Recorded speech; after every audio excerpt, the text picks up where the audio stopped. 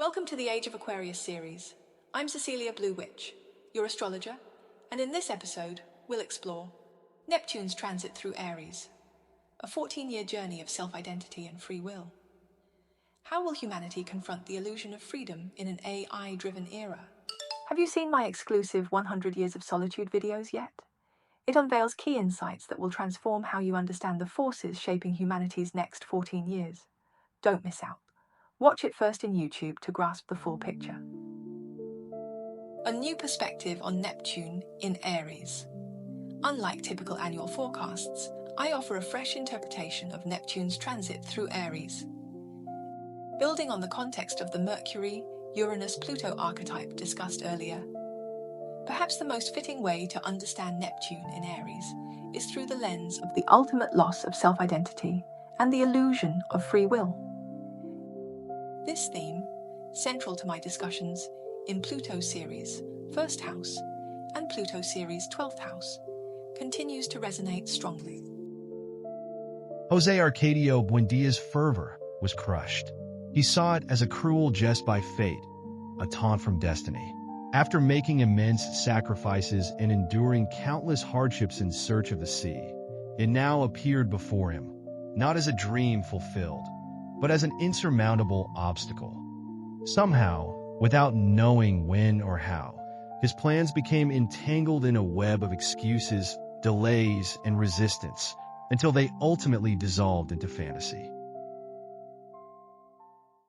The battle between willpower and fate. Mars-Neptune's ultimate struggle. The protagonist of the Mars and Neptune archetype faces a lifelong conflict.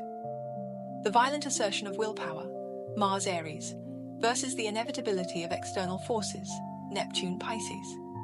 This constant tension, bound by a sense of fate, fosters deep skepticism toward the concept of free will. Today, this existential battle becomes a universal theme for humanity as we collectively embark on a 14-year journey under Neptune in Aries.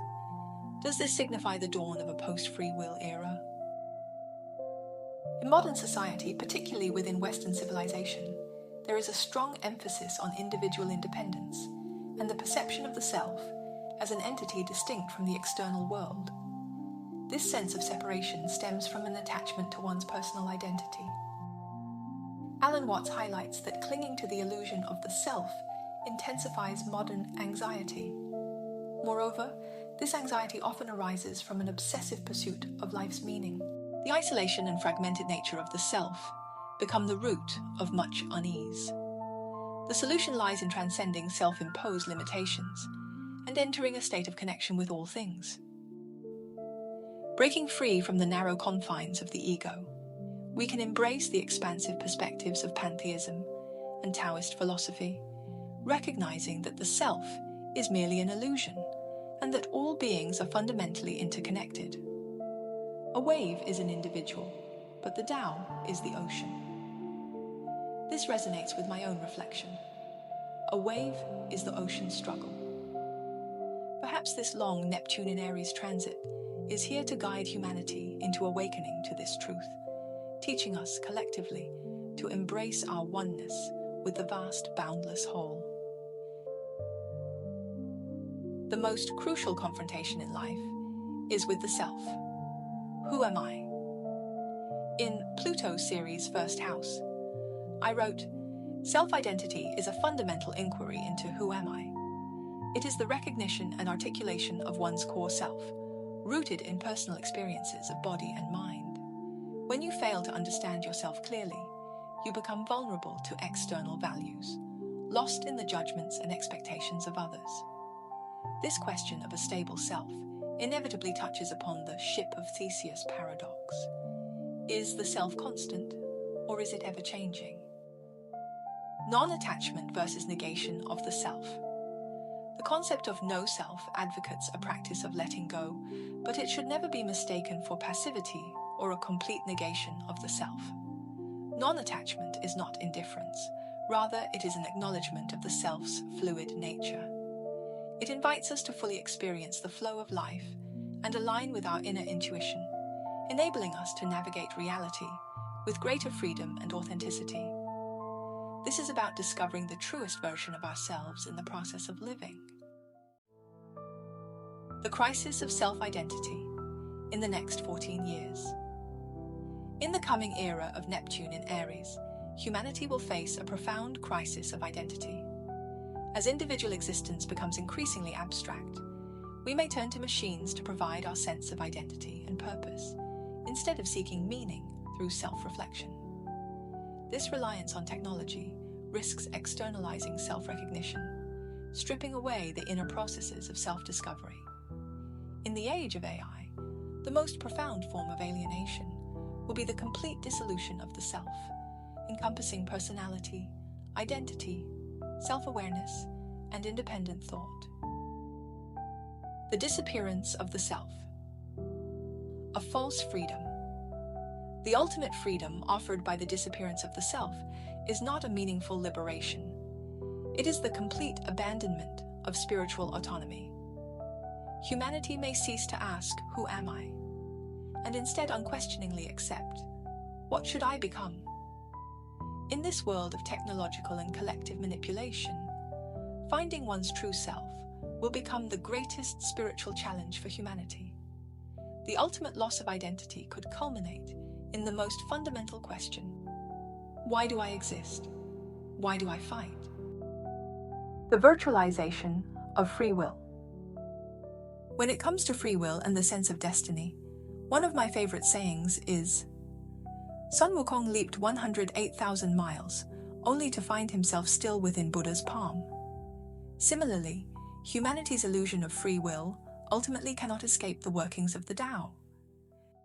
Today, in our pursuit of technological convenience and unlimited freedom, we've quietly fallen into the grasp of machines. The true god of the 12th house, Pisces, from the age of Pisces is handing over the baton to the false god of the 11th house, Aquarius, in the age of Aquarius. Yet to dissolve into the Tao is fundamentally different from submitting to machines. No self and non-self must not be conflated. The transformation of free will. Free will is the ability of an individual to actively control their actions and choices, shaping their life through independent thought and decision-making. But now, it is shifting from autonomous choice to systematic self-adaptation. The battle between human free will and technological determinism has already begun. The water is warming and the frog is starting to boil. Sensitive as I am, I've long sensed the danger. Never underestimate the harm of the information echo chamber. In a world ruled by technological determinism, all individual preferences, choices, and actions are increasingly manipulated by data streams and predictive models. The very concept of free will is undergoing a fundamental transformation. Free will is no longer an independent, self-directed phenomenon. Instead, it becomes a preset freedom optimized by collective intelligence.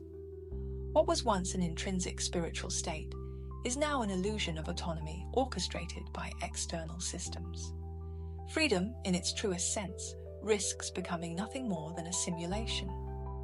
In an AI-driven society, human free will is often preemptively shaped before any action takes place. Big data predicts individual behavior patterns in advance and subtly manipulates choices through tailored content and guidance. Each time you make a choice, the system adjusts its recommendations to reinforce and deepen specific behavioral tendencies.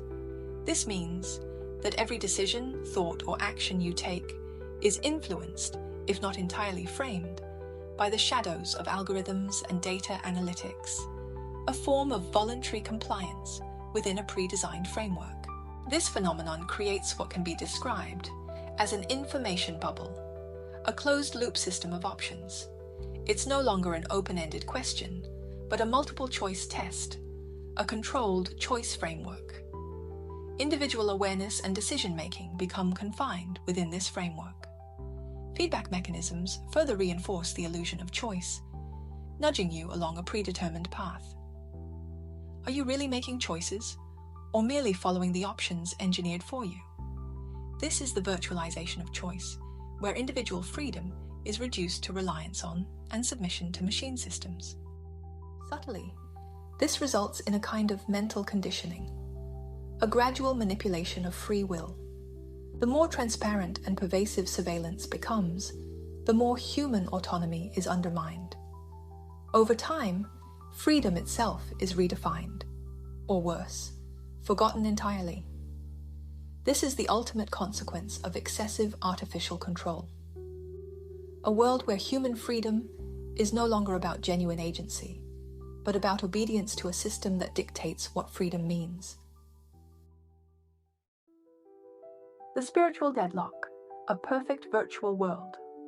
As augmented and virtual realities evolve, humanity may find itself immersed in a second life within the metaverse.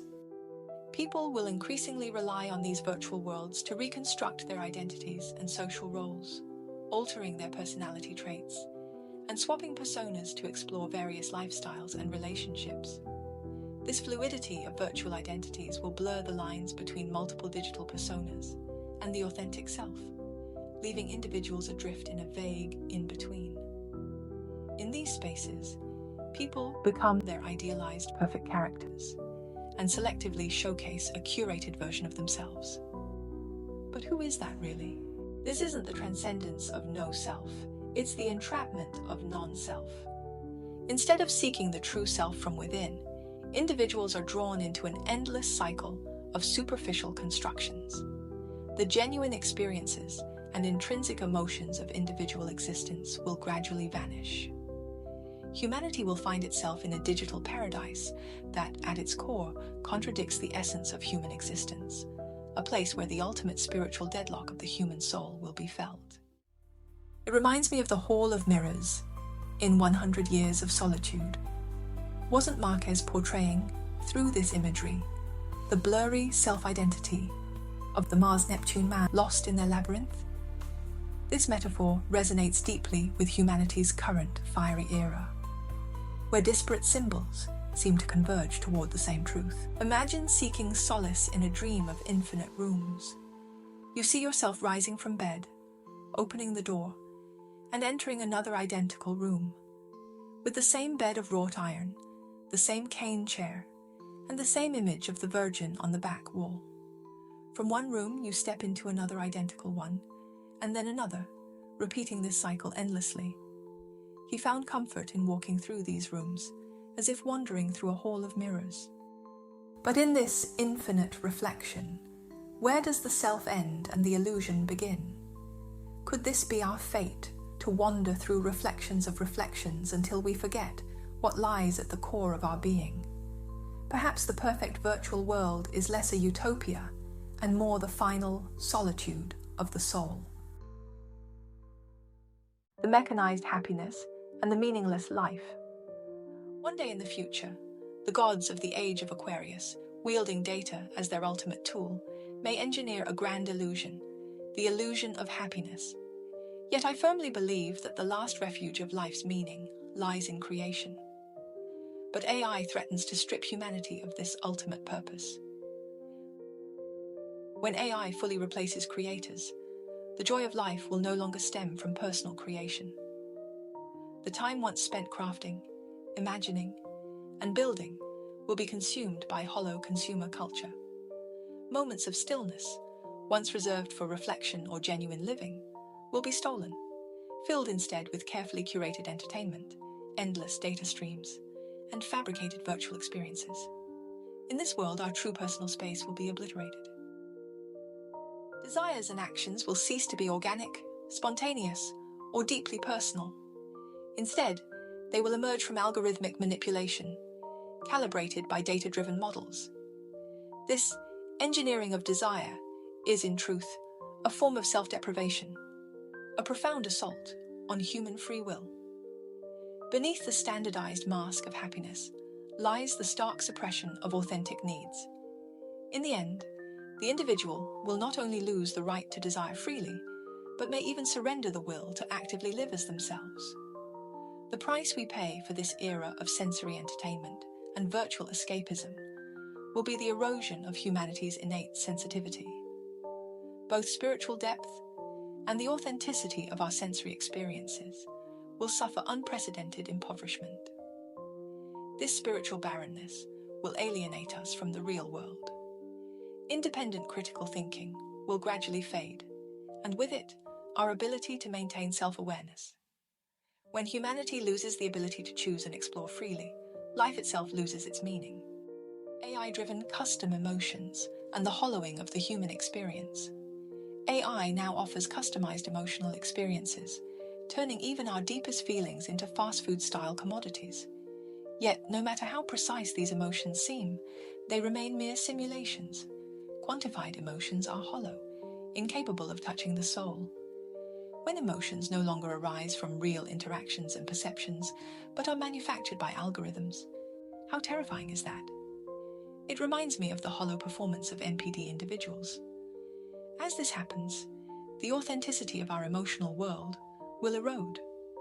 Genuine depth is replaced by a superficial perfection, leaving life dull and uninspired. When everything becomes effortless, and we no longer face complex emotional turbulence or inner struggles, our ability to deeply feel life will diminish. After all, inner conflict and desire are the fertile soil from which vitality and creativity spring. This curated form of happiness begs the question, can it truly dispel the emptiness and unease within us?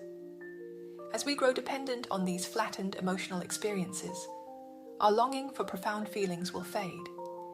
Human relationships will become increasingly shallow, like fleeting whispers in the wind. A predictable and frictionless life compresses both our sense of existence and vitality. A seemingly conflict-free, painless society robs individuals of true freedom and the depth of life's experiences. Human emotions were never meant to be perfectly optimized. The beauty of life lies in its imperfections. When we lose the ability to derive strength and wisdom from genuine pain, our spiritual world becomes shallow and hollow. We lose the capacity to regenerate ourselves, falling into a profound spiritual desolation. Suffering, confusion, and emotional turmoil are integral to the human experience. As Schopenhauer once said, pain is the ballast of life's ship. Without it, the lightness of Aquarius-era existence may ultimately break the world. If reality's essence is emptiness, then the purpose of life is to embrace all its uncertainties. Yet there exists a final alienation, technology's total erosion of what it means to be human.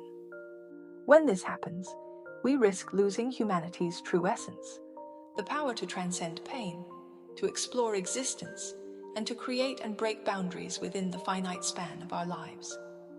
In the end, humanity will be forced to return to a question posed in the pages of literature. What, after all, are we fighting for? Fight for what? It was only much later that I came to understand a comment made by my ex, ANPD with a South Node Aquarius, Moon, Neptune, Mars type, wrestling with their own existential crisis. Fight for what? And then another haunting sentiment. Why must life be so unbearably long? Thank you for staying with me through this thought-provoking journey. Next episode, we'll reach the grand finale, bringing this astrological exploration to its ultimate conclusion. Stay tuned for a finish you won't want to miss. Subscribe to the Age of Aquarius with astrologer Blue Witch Cecilia Sui. Unlock cosmic insights and bold predictions shaping the future. Begin your journey to wisdom and self-discovery today.